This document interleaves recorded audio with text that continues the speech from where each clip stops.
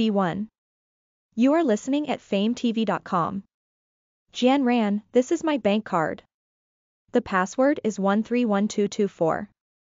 You can decide what you want to buy at home. Several hours had already passed, and Jian's ears were still ringing with the words of her newlywed husband when he passed her a bank card before they left the room, in the morning. To be honest, she knew very little about the man who was her husband. Other than him personally telling her that his surname was Qin, she didn't know anything else about him. She didn't even know much about his family. Jian didn't know where she got the guts to marry a man she had only met twice before. 10 days ago, with the warm help of her best friend Ling Feiyu, Jian stepped onto the road of matchmaking the first time, and met this man called Qin Yu. She didn't have any hopes of getting revenge. After all, after being framed 3 years ago, she didn't have the qualification to be picky. She could only be picky with others. Because she couldn't be picky about others, she was 15 minutes early on the day of the blind date.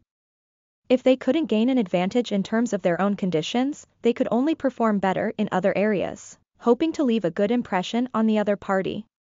Marry yourself if you can meet the right man, and you can put your parents at ease.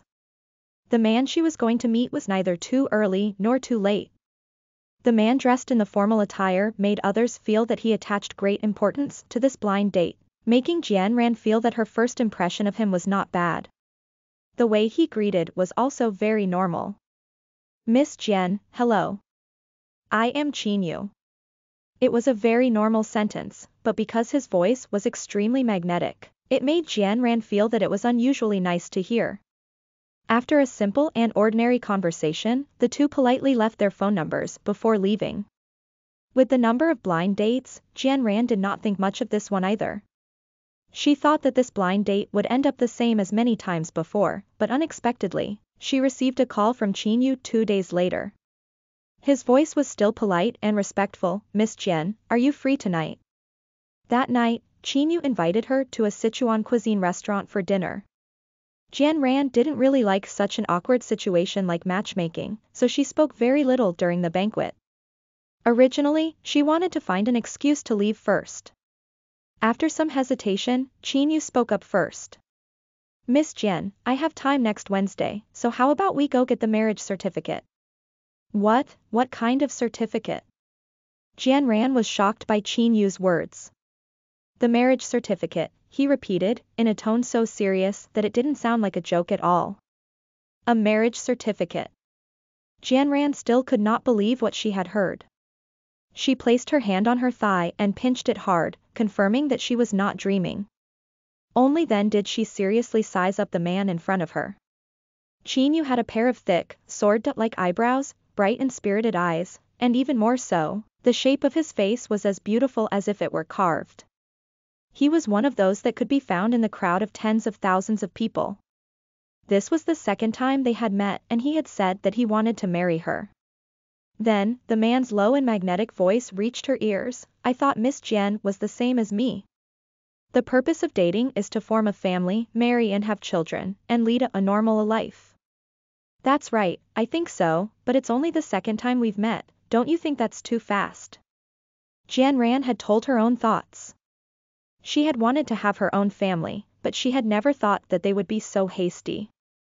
It is indeed rather fast. Qin Yu's expression remained calm as he continued. After our first meeting, I went back to consider for 2 days. The first feeling Miss Jian gave me was not bad. I personally felt that the two of us didn't have any conflict in personality, so I wanted to give it a try. Jian slightly frowned, and was a little displeased. Marriage is not a child's play in my opinion. Try it. If you don't try well, do you want? Without waiting for her to finish speaking, Qin Yu interrupted her. Miss Jian, we are all adults, so naturally we would not expect a love that doesn't exist. We clearly know what we want in our hearts. Jian did not reply, she stared straight at Qin Yu's face. From the surface, this man seemed calm and unassuming, as if he was a good match for marriage. However, could she really place the rest of her life in the hands of this man she had only met twice? Is it really possible? Seeing her hesitation, Qin Yu continued.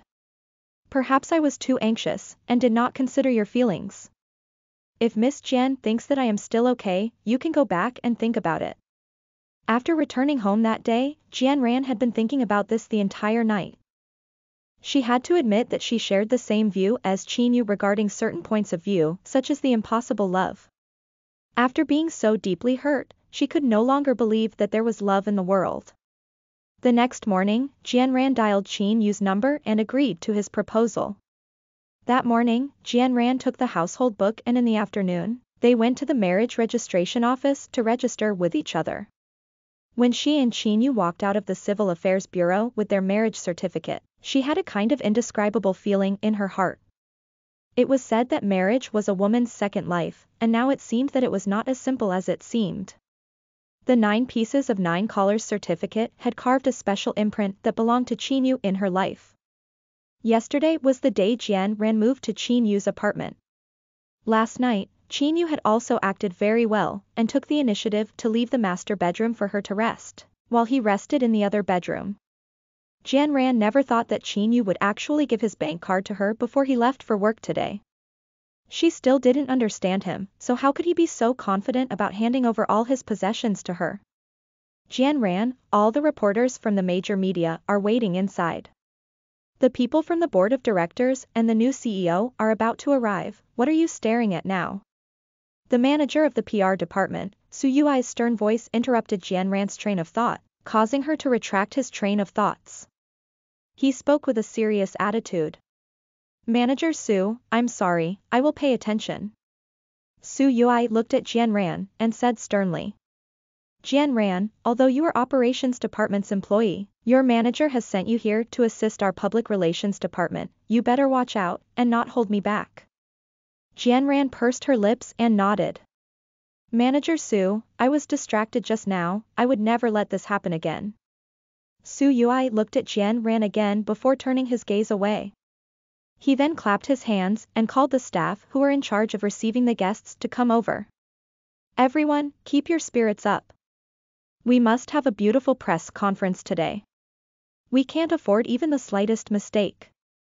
As Su Yui spoke, he looked at every single staff member seriously. Listen to the full novel at FameTV.com, direct link in the description.